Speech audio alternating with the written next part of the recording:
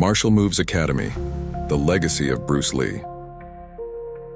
In the vibrant streets of 1960s, Hong Kong, a young martial artist named Bruce Lee embarked on a journey that would forever alter the landscape of combat arts.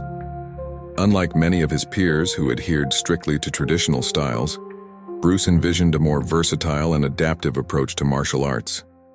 His vision emphasized efficiency over rigid, fixed techniques, a philosophy that would not only redefine his personal training, but leave an enduring mark on the global martial arts community.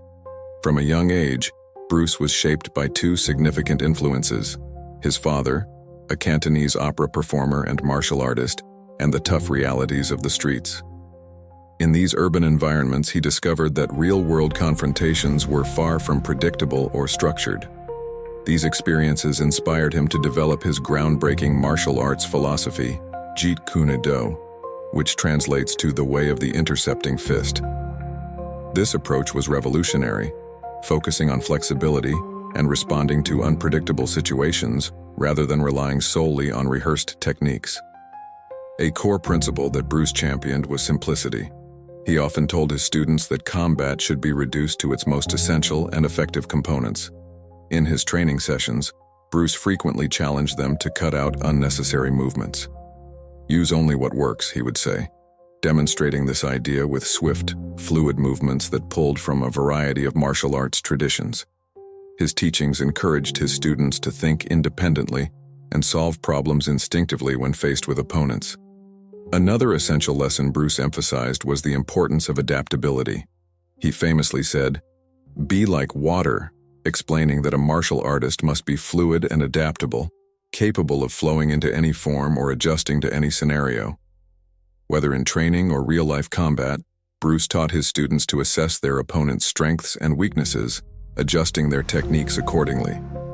This philosophy extended beyond martial arts and into everyday life, urging individuals to remain flexible in the face of challenges.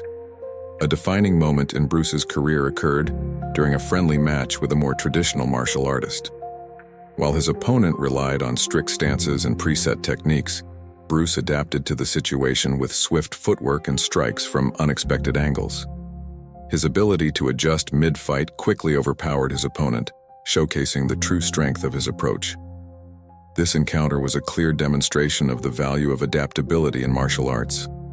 As Bruce evolved his unique combat philosophy, he began to incorporate techniques from various disciplines, including boxing, fencing, and Western wrestling.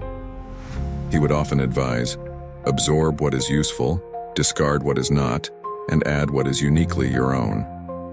This simple yet powerful mantra resonated with his students, who began to appreciate the importance of developing their own personalized fighting styles.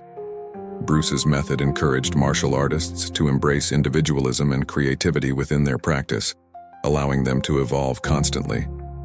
However, Bruce's teachings were not limited to martial arts alone. They were a guide to living a fulfilling life. He pushed his students to cultivate a mindset of continuous learning and self-improvement, both physically and mentally.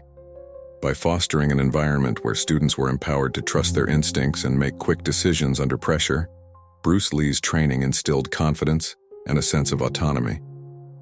Today, the influence of Bruce Lee's philosophy, focusing on combat efficiency, adaptability, and personal growth, remains profound in the world of martial arts.